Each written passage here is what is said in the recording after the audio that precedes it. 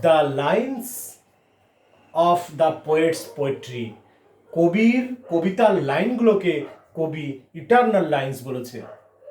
Eternal lines, the lines of the poetry, of the poets poetry.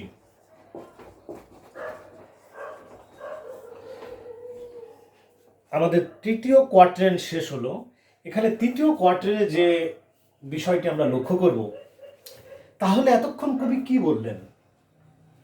এতক্ষণ বললেন, বন্ধু তুমি এত সুন্দর, তুমি সামারের দিনের চেয়ে সুন্দর, ফুলের চেয়ে সুন্দর, দীর্ঘস্থায়ী, একটা শাইনিং সানের চাইতে দীর্ঘস্থায়ী। সমস্ত সুন্দর বস্তু তার সৌন্দর্য হারাবে, কিন্তু তুমি হারাবে না। মৃত্যু সব কিছুকে তার আয়ত্ত করে নেয়, কিন্তু তোমাকে আয়ত্ত করতে পারবে না। Because you will live, you will breathe in the lines of my poetry which is eternal.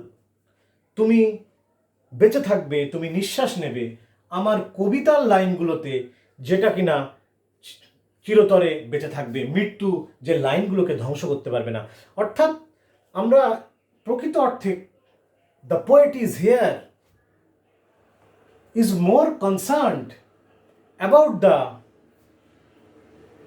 permanence, about the longevity, about the everlasting quality of his poetry, rather the beauties of his friend. কবি এখানে আত্মবিশ্বাসী নিজের কবিতার লাইনগুলো নিয়ে, নিজের কবিতা নিয়ে, নিজের শিল্প নিয়ে, নিজের আর্টকে নিয়ে, যে এই আর্ট, এই কবিতা চিরদিন বেঁচে থাকবে এবং এর মধ্যে আমার বন্ধু বেঁচে থাকবে। যেহেতু আমার বন্ধুকে আমি আমার কবিতায় উল্লেখ করে গেলাম, বর্ণনা করে গেলাম, কবিতায় স্থান দিয়ে গেলাম আমার বন্ধুকে। When in eternal lines to time thou grow'st, তুমি আমার কবিতার সেই চিরস্থায়ী, চিরদিন বেঁচে থাকা লাইনগুলোর মধ্যে তুমি জায়গা পাবে, এই কারণে তুমি বেঁচে থাকবে। ফলে your beauty shall never fade, your beauty can never be destroyed, nor suddenly, accidentally, or by chance, nor by death, nor in due course of time. না মৃত্যু, না সময়, না কোনো অ্যাক্সিডেন্ট, সাডেন অ্যাক্সিডেন্ট তোমাকে ধ্বংস করতে পারবে না। তোমার বিউটি, তোমার সামার হচ্ছে ইটার্নাল, কারণ তুমি আমার কবিতার লাইনে জায়গা পেয়েছো, আমার কবিতার লাইনে তুমি বেঁচে আছো। এখানে কবি তার বন্ধুর সৌন্দর্য চাইতেও কবি নিজের কবিতার জয়গান বেশি করে গিয়েছেন। The poet is more concerned, the poet is confident about the everlasting attitude, everlasting appeal of his poetry.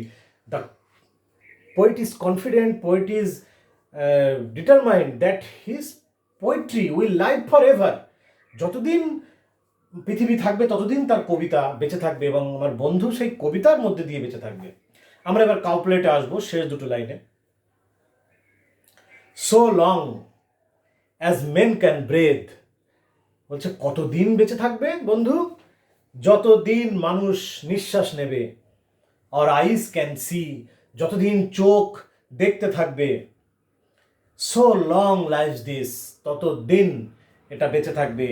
And this gives life to the, এবং এই this means here the lines of the poetry, the lines of the poets poetry. কবির কবিতার লাইনগুলোকে this বলছে। So long life this, ততদিন আমার এই কবিতার লাইনগুলো বেঁচে থাকবে, আমার কবিতা বেঁচে থাকবে।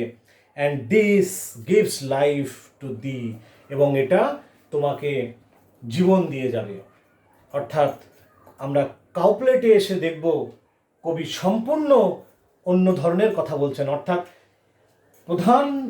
প্রথম যে কোয়ার্টারেন্ট তিনটেতে আমরা কবির বন্ধুর প্রেম, বন্ধুর প্রতি প্রেম, বন্ধুর সৌন্দর্যকে, বন্ধুর প্রতি ভালোবাসাকে যে মুখ্য বিষয় হিসেবে ধরছি, কাউপ্লেটে এসে আমরা সেটা দেখছি না।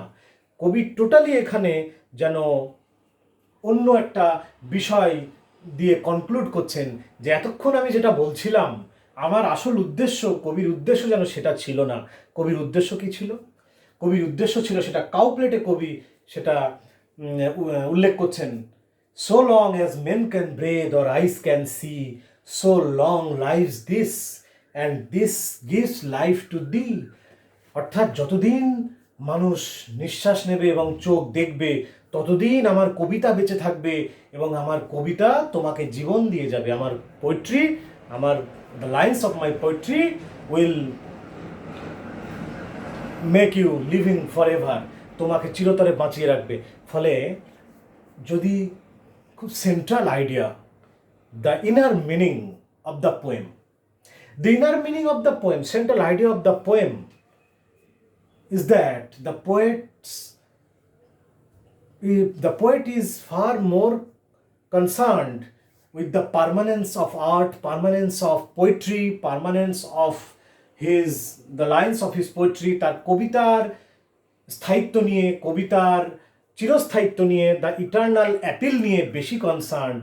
কবিতা এখানে বলছে যে বন্ধু তুমি তো বেঁচে থাকবে, কিন্তু the only way for you, the only thing that can make you live for ever is to have a place in the lines of my poetry.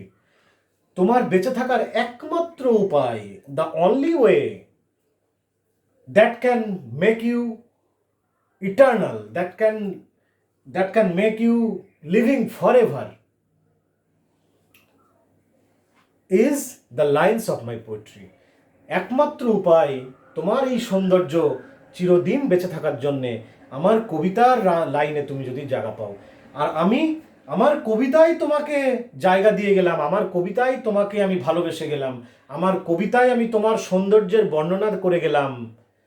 এর ফলে না ডেথ, না সাডেন রাফ উইন্ড, না আনফর্চুনেট অ্যাক্সিডেন্ট, না due course of time, কিছুই আর তোমাকে ধ্বংস করতে পারবে না, কিছুই তোমার সৌন্দর্যকে আর কেড়ে নিতে পারবে না, কিছুই তোমাকে আর তোমার সৌন্দর্যকে শেষ করতে পারবে না। তুমি চিরতরে তোমার সৌন্দর্যের নিয়ে তুমি অধিকার করে রাখবে। সেই সম্পদ, সৌন্দর্যের সম্পদ যেটার তুমি অধিকারী, সেটা চিরতরে তোমার করায়ত্ত থাকবে।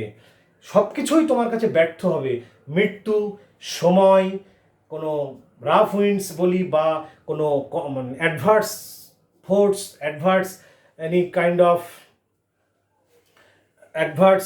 ফোর্স, কিছুই, কোনো প্রতিকূল পরিবেশ কিছুই তোমার উপরে প্রভাব ফেলতে পারবে না।